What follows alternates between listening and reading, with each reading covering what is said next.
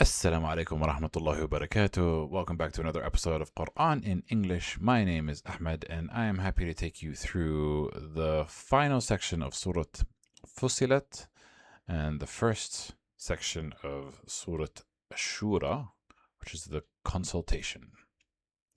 But before I do, let me explain what I'm doing here. I am learning about the Quran. I'm learning how to read the Quran. I'm trying to learn and see what I understand from it. And I'm sharing with you what I understand in the hopes that this will keep me learning, because this is the way that I enjoy learning. I'm not getting into too many other perspectives. I'm just trying to read it and understand what I see and think. If you like that, great. If you don't, okay, it's not for you. I will make mistakes, so if you also don't like that, then maybe not the right channel for you. Alright, disclaimer given. Thank you. I appreciate you. Let's get into it. أعوذ بالله من الشيطان الرجيم. بسم الله الرحمن الرحيم. And off we go. إليه يرد علم الساعة وما تخرج من ثمرات من أكمامها وما تحمل من أنثى ولا تضع إلا بعلمه ويوم يناديهم أين شركائي قالوا آذناك ما منا من شهيد. Small side note before I explain. I was rewatching the last episode that I recorded. It still frustrates me that I'm not fully fluent and it's not super smooth the way that I'm reading.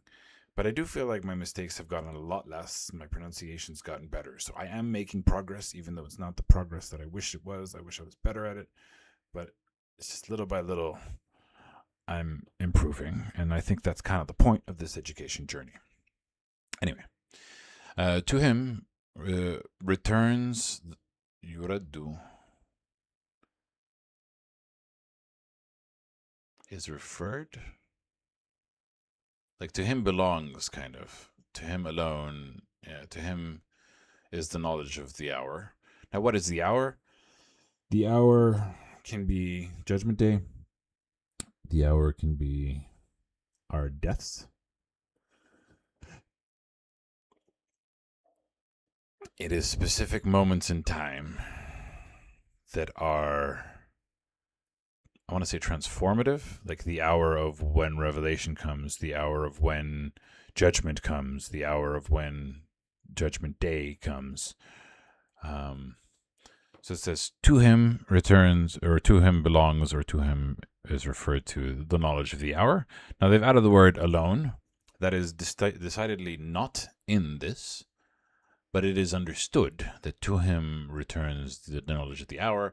It means it belongs to him.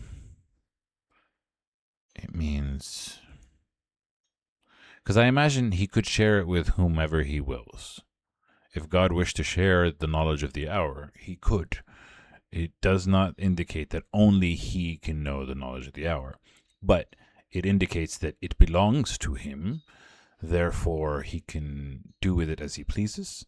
He can give it, he can take it away, I would imagine, because God is capable of everything, and we're going to see that a little bit more as we go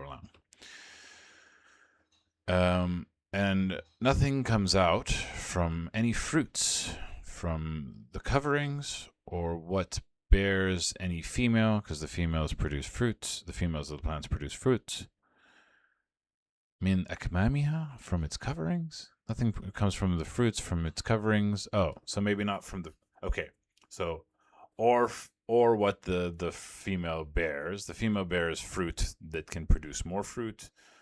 I guess the coverings produce fruit that don't produce more fruit. Maybe. I don't know. I'm not a very good biology or botanist expertise. But none of that, nothing from the fruits, nor what the females bear, nor gives birth to, except with his knowledge. God knows about everything. And on the day that he will call them, where are my partners? No, okay, where are my partners that you used to associate that weren't me? They will say, we announce to you that there is not among us any witness. Nobody can testify the associate gods. Now, I wonder why it ends with, it starts with the husk, conceiving female or delivering without his knowledge, and then ends with, where are my associate gods? I think that has to do with the fact that people believed that other gods produced livestock, or because they used to like pray to gods for fertility, for crop harvest. So I think that's what it talks about. I think. I'm not sure.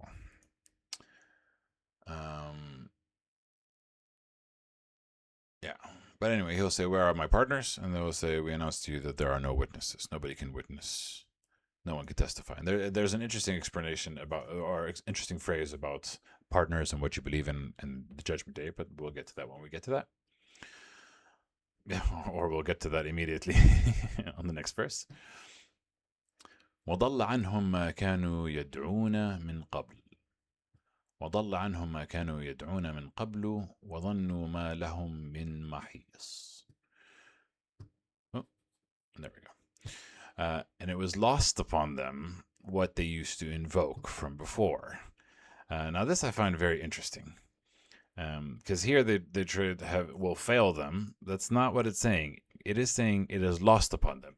And when you used to be so sure about something, and then someone asks you, okay, and then what is the thing? And then you're kind of thinking about it. I'm like, what did I think? Did I used to believe in something? What was the thing that I used to believe in? And it feels like that.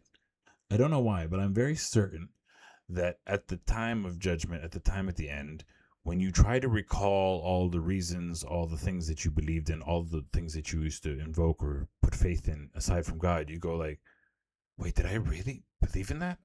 What was it that I believed in? I thought I was very certain of something, but apparently when faced with the truth and faced with the finality of it all, you go, oh, maybe I didn't know what I thought I knew. Which honestly is a description of life in a lot of ways. A lot of us are trying to understand what the truth is. A lot of us are trying to understand what the end game is, what the perspective is, what the journey is. And throughout our journey and life cycle of learning and trying, a few years later we go, did I used to really believe in that? Did that really because it felt so real to me back then, but it doesn't feel real to me now. And that's what I imagine this is describing.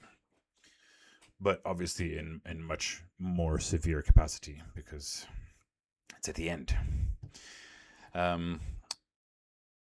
And they thought that there will not be for them any place of escape. وَظَنُّوا, and they will be certain. I thought dhannu was thought, and they will realize they will have no escape. وَظَنُّوا مَا لَهُم مِّن مَحِيصٍ. I thought this just means that they thought that it was not for them. I'm kind of curious. Yeah, let's do this. And they thought that, yeah. I'm not. Maybe there's a different meaning for the word that I don't understand, but yeah, don't know. Yeah. Anyway. لا يسأم الإنسان من دعاء الخير وإن مسه الشر فيئوس قنوط. That was a bit of a strange one for me. Human does not get tired from praying for good. One never tires from praying for good, which is a interesting phrase, because my brain's always like, yeah, a lot of people are tired of praying for good, and when they have a lot of good, they don't want to pray for good because they got good. But I think if you change the word praying to wishing or wanting or asking, for the non-faithful, then that is true. One always wants more good, right? It's kind of like the well of desire for humans is usually endless. But if it touches him any evil, then he gives up hope and he despairs. They become desperate and hopeless, which is unbelievably common. And it's also one of the most frustrating things that I've seen amongst, let's say, friends groups or people that are close to me. Listen, good things and bad things happen to everybody, and of varying degrees throughout our lifestyle. Nobody's life is entirely bad and nobody's life is entirely good. those that focus on the bad and woe is me and what I don't have and they're exhausting to be around. And don't get me wrong, I have been that person. I have been that person many a time. And yeah, understanding that this is a trap, that you give up hope and despair is, yeah. It's also one of the lessons of the Quran, but it's also kind of being mindful of happy and sad. But yeah. Sorry, my brain just went to a million different places, and I realized I should just focus on the Quran. Listen, I don't. Okay, let's just get through it. All right, focus. ولئن أذقناه رحمة منا من بعد ضراء مسته ليقولن هذا لي وما أظن الساعة قائمة ولئن رجعت إلى ربي إن لي عنده للحسنى فلننبئن الذين كفروا بما عملوا ولنذيقنهم من عذاب غليظ. Yeah. And verily, if we let him taste the mercy from us, from after the hardship, the adversity that has touched him, then surely man will say that this is for me, this is due to me. Oh, I have succeeded in getting myself out of this. And I do not think that the hour will be established. And if I am returned to my Lord, then indeed for me with him is all the best.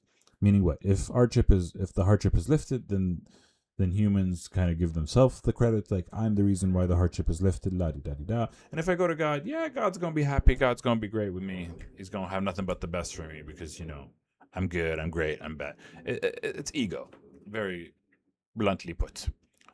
You think that's good for you and that all will be good. But surely we'll inform those who disbelieved about what they did, and we will make them taste from a torment, a punishment that is severe, harsh.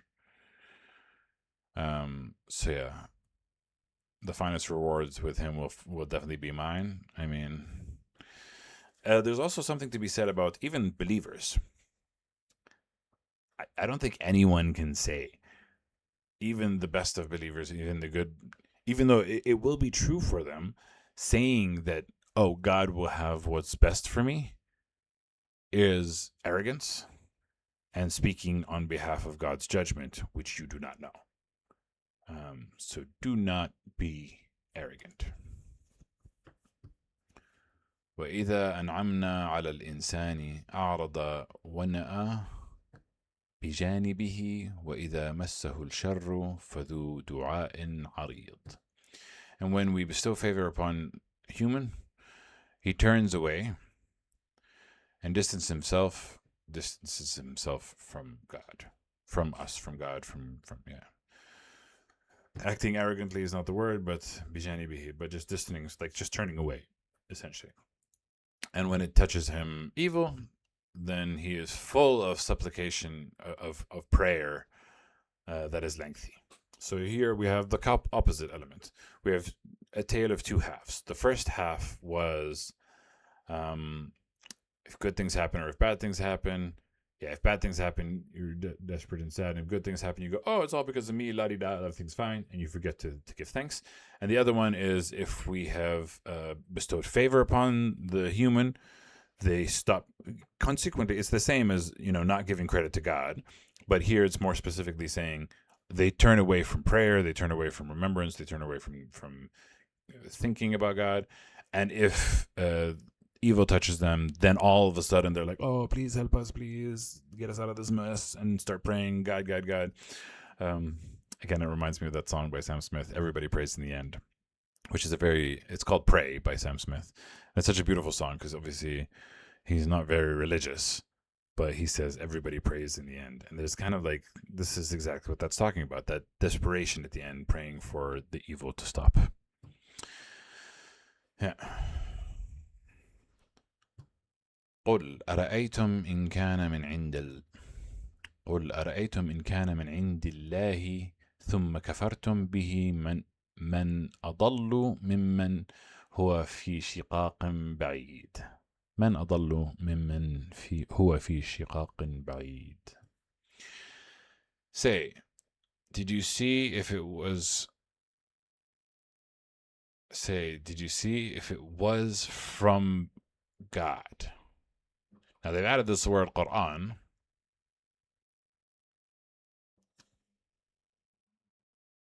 which is not in the words above. Say, did you see that it was from God, and then you disbelieved in it? Whoever is more astray than he who is in an opposition that is far. Yeah, this word is not in there. It just says, did you see it's from God and then you disbelieved? Who is more lost than the one who has gone in extreme opposition? Yeah, truth is probably more accurate than Quran, because there were many revelations over many times. The Quran was not the only thing that was sent down from God. So that's why it is more of an open statement, because it applies to them as well as it applies to us. سنريهم آياتنا في الآفاق وفي أنفسهم حتى يتبين لهم أنه الحق أولم يكفي بربك أنه على كل شيء شهيد. We will show them our signs, our verses, or our signs in the horizons and in themselves. What an interesting expression. Until it is clear for them that it is the truth. Is it not sufficient that you're concerning your Lord that he is over everything a witness? What an interesting verse. So I struggled when I was younger, because I was reading the words and I'm not getting it, not resonating, not feeling it, not understanding it, and I still struggle a lot of the times. It's not like I don't struggle. I'm very much struggling. But the difference is I'm trying with reading to look at the world and look at myself. And this is kind of the perfect example of that. Our signs are within the universe and within themselves. And it's kind of like you keep seeing it until it is clear that for them, this is the truth, you know? So it's not like, and this is something that I also struggle with. I always used to think that if it's the truth, it was going to be apparently the truth from the beginning.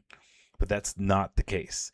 The point of this existence and this life, from our perspective, is that it's long, but there's also a reason why there's a length in time. And there's a reason why things take work and effort and energy and building faith. It's kind of like that concept of having experience versus having knowledge. Experience is better at making sure that you can do a good job versus having the knowledge. And that's why most companies search for experience over knowledge, because knowledge comes and goes. But once you've lived it, then it truly sits within you. And apparently the learning of the truth exists in your willingness to discover yourself and the world, which I find just beautiful. It's just such a wonderful journey inwards as much as it is a journey outwards. Concept I could not understand when I was younger. And I like to think of myself as a very smart kitty. I'm not that smart. Is it not sufficient that your Lord is over everything a witness? I don't understand why this is why is this the question? You know, we said not that smart, right? Why witness? I would understand that if you were to talk about the magnanimous nature of life and like the glory of the inward journey being as beautiful as the outward journey, and in that is marvel and wonder, like I would not understand why it's about witnessing versus one of the phrases which we often hear, in Allah ala kulli shay'in qadir, God is capable of everything, or God is almighty and all powerful. And it's just, I'm very curious as to why this is the statement. And the last verse for this chapter is ألا إنهم في مرية من لقاء ربهم ألا إنه بكل شيء محيط. Unquestionably, it is they are in doubt from meeting their Lord. Unquestionably, indeed, he is of everything all-encompassing. But he is indeed fully aware of everything, fully encompassing of everything. Not aware. بكل شيء محيط. He envelops everything. Yeah, it is true that they are in doubt of meeting their Lord, but he is fully capable of everything. Yeah, interesting. It says Fussilat is like explained in detail. A big part of my struggle with faith is that I still don't get it. I'm still missing so many pieces of knowledge for me to have a fully fledged perspective. And I've gained enough awareness to be able to recognize my inability. So it leaves me in this weird, I feel a bit stupid, but like ignorant, not stupid, does a difference. It's frustrating because I just want to be there, but time is relevant. Anyway, we'll continue until the star, as we always do. So that means we go into the next chapter, Ashura, the consultation. أعوذ بالله من الشيطان الرجيم. بسم الله الرحمن الرحيم. حميم عاسين قاف. So we have covered, and specifically in the previous chapter as well, it started with Hamim because I was watching the video back. Usually the Quran starts with one or two letters, one to five letters, because I think 5 is the maximum. And we don't know what it means. And usually it's only one verse. Now it's 2 verses. Hamim, Asin, Qaf. I would like to do a little bit of research at the end to see if I can figure it out. But first, let me read the Quran completely, because I always feel like I can figure it out. You know that feeling of like, oh, when your friend's trying to like open a can or something and like it's not working, you're like, oh, gimme. Like I'm like, you somehow have this can opening knowledge or strength. So I have this feeling with these words and letters. I feel like I can figure it out, but I want to read the whole thing first and then try and figure it out. But what does it mean? Short answer, we don't know. Many people have guessed. We don't know.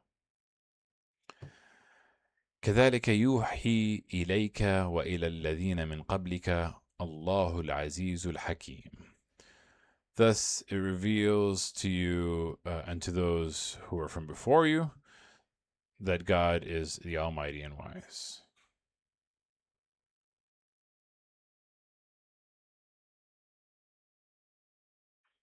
Here they're saying by the Almighty and Wise, but that's not there. Thus is revealed to you and to those from before you. It says, God is the Almighty and All-Wise. I would imagine that's the statement. The statement is God is Almighty and All-Wise, and that is what is revealed to you and to those from before you. I don't think by is correct.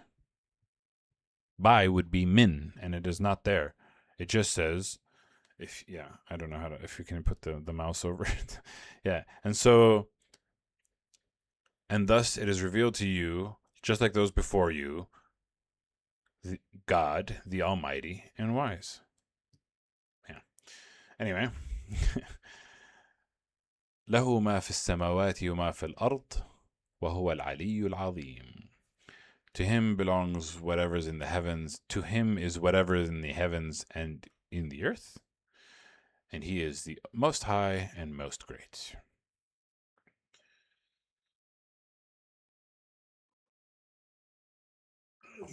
God the Almighty and all-wise, to him belongs everything in the heavens and in the earth. Yeah, because it's describing God and describing what is happening to him. Anyway, and he is the most elevated and most great. تكاد السماوات يتفطرن تكاد السماوات يتفطرن من فوقهن والملائكة يسبحون بحمد ربهم ويستغفرون لمن في الأرض ألا إن الله هو الغفور الرحيم. The heavens are about to break up from above them. The heavens nearly burst one above the other. And the angels glorify the praise of their Lord and ask for forgiveness for whoever is in the earth. So interesting, because I've talked about, we had the verse of those who glorify God's praises in heaven. And I said that it's not necessarily the angels. It is the angels, but there could be more. I still stand by that. We do know that the angels glorify the praise of their Lord and ask for forgiveness, but it's not necessarily only them. But the point is saying that the heavens are about to burst, and the angels glorify the praise of God and ask for forgiveness for whoever's on the earth, which I find beautiful. There are many angels praying for you, just as much as others might be. Unquestionably is God, he is the oft forgiving and most merciful. I just had a flash of my mom, being a supportive person in my life and praying for me, obviously, and I'm very, very grateful. Just sharing an emotional moment that has nothing to do with what I'm reading. And Allah, God is the most oft forgiving and most merciful. والذين اتخذوا من دونه أولياء الله حفيظ عليهم وما أنت عليهم بوكيل. This is a very interesting expression. And those who take from besides him, it is in there, من دونه, as protectors, God is a keeper over them, and you are not over them a manager, an agent. Which is like those who take other protectors besides God, God's got them. Like, this is A, scary. B, an interesting turn of phrase. Those who choose other than God, God's got a hold of them too. Like, it's just a bit scary for them. Specifically because like God's watching you and you are not over them, over a manager, which I this is one of the ones that I love. It's a lesson that I've appreciated. You're not supposed to, it's not your job to worry about the disbelievers. It's your job to spread the message, and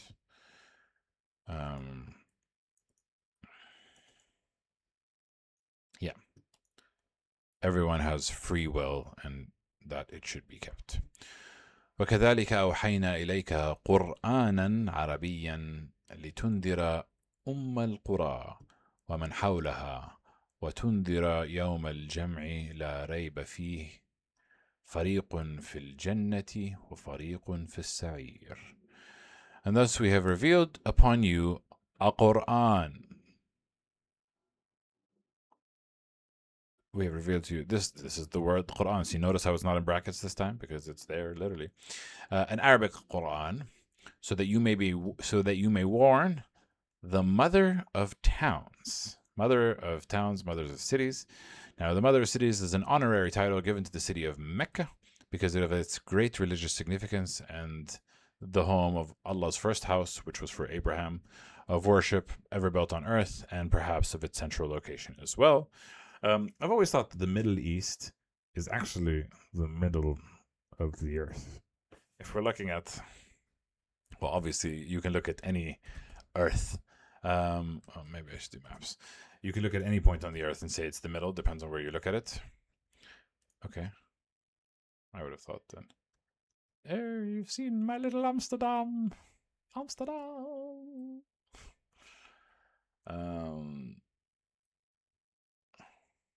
Bro. Yeah, I always thought, like, I mean, there's arguments to be made. It depends on where you put the location. And if you want to put it on, yeah, it doesn't make sense to take it from the equator because there's more land above the equator than it is below the equator. Though that being said, is this accurate? This feels like a more accurate representation of the size. Anyway, so if you wanted to take kind of like the midline, it would kind of make sense to be around here, considering all the land above and below. So land being all the places that people can live. So they're saying it's Mecca and Medina, which is like somewhere a little bit lower. I don't know. Middle East is also very colonial in terms of the terms, like Middle East of what? It's in the middle of the East, according to the UK. I don't know. From a trade routes, it does activate half of this and all of this. So if you take all of this half, and this half, that kind of feels about the same. I don't know. And now we're saying I'm bufty. I'm talking about things which I do not know, which honestly is on brand for this this channel. Anyway, to continue, the mother of cities. Well, it was the birthplace. It was the first mosque where Abraham built the first mosque, because the Kaaba used to be, Abraham built it, and then the pagans took over it, and then they turned it into the statues and idols, and then the Prophet Muhammad came, and then it became a place of God again, and that's where all the Muslims go for the pilgrimage. There might be another reason why it's called the Mother of Cities that we do not fully understand. And whoever, so anyway, so that you may warn the Mother of Cities and whoever is around it of the day of assembly. There's no doubt in it. A party will go to heaven and a party will be in the blazing fire. Very straightforward. وَلَوْ شَاءَ اللَّهُ لَجَعَلَهُمْ أُمَّةً وَاحِدَةً ولو شاء الله لجعلهم أمة واحدة ولكن يدخل من يشاء في رحمته والظالمون ما لهم من ولي ولا نصير. And if God had willed, then he would have made them a community that is one. But he admits whomever he wills into his mercy, and the wrongdoers, for them is no protector nor any helper or victor. Pretty straightforward. Nothing groundbreaking. أم اتخذوا من دونه أولياء فالله هو الولي وهو يحيي الموتى وهو على كل شيء قدير. Or did they take from besides him any protectors? But God is the protector, and he gives life to the dead, and he is over everything all-powerful. Yeah. How can they take protects? It's not how can they. It's or have they? But taken from besides him any protectors. Yeah. Or have they is correct. هو الذي, he's the one that gives life to the dead, and he is capable of everything. وما اختلفتم فيه من شيء فحكمه إلى الله. ذلكم الله ربي عليه توكلت وإليه أنيب. And whatever you differ in it, min a thing, then the ruling is to God. Whatever you differ as humans, then the ruling is to God. That is God, my Lord. Upon him I put my trust, and to him I turn. Which there is this beautiful serenity in surrender. That's the word Islam, to surrender to God. And it's not to be angry or to judge or to force or to say you have to think the way that I think. There's a sort of concept of, okay, I think differently than you. God knows best. Let's move on. You know?